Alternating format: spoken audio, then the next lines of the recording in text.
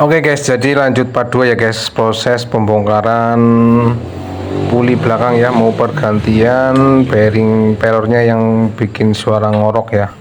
Nah, kita lepas itu corongnya dan kemudian kita lepas pen slidingnya ini ya, ada 3. Nah, kita lepas pulinya dan kemudian kita keluarkan bearing bambunya itu, kita pukul-pukul menggunakan seperti ini karena tidak punya alat tekernya buat mencabut bearingnya.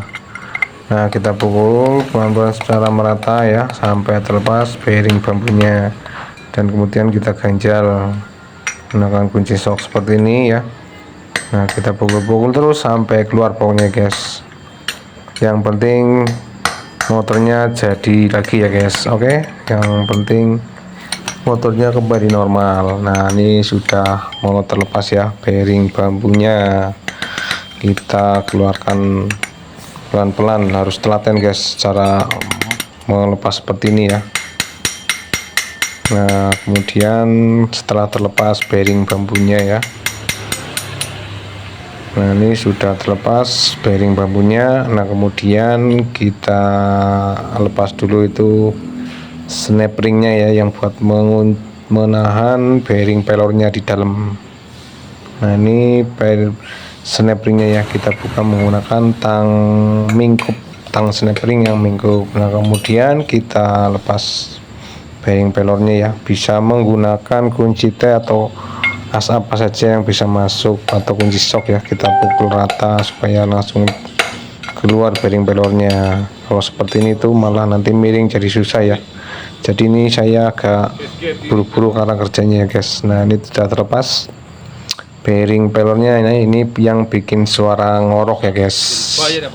Ini nanti saya mau ganti yang baru dua-duanya, bearing pelor dan bearing bambunya. Nah, kemudian setelah itu kita bersihkan pulinya ya. Jadi grease-nya ini mau saya ganti yang baru. Jadi ini grease yang lama kita bersihkan, kita lap-lap menggunakan kain seperti ini ya.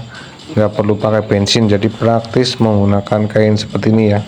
Jadi nggak poros bensin. Kalau pakai kain seperti ini kan langsung nempel di kainnya. Dan kemudian setelah pulinya bersih, kita bersihkan juga pen slidingnya itu ya. Pastinya dibersihkan juga itu pen slidingnya supaya nanti halus kembali ya pergerakan pulinya. Jadi semakin lancar pergerakan pulinya itu semakin responsif ya guys menjepit fan belnya. Nah, ini pen slidingnya ya, tuh kita bersihkan semua. Dan kemudian setelah pen slidingnya bersih, kemudian kita bersihkan juga nih corong penutup pen slidingnya ini. Jadi harus bersih semua ya guys, karena ini mau diganti paslin yang baru supaya mantap nanti ya hasilnya ya guys.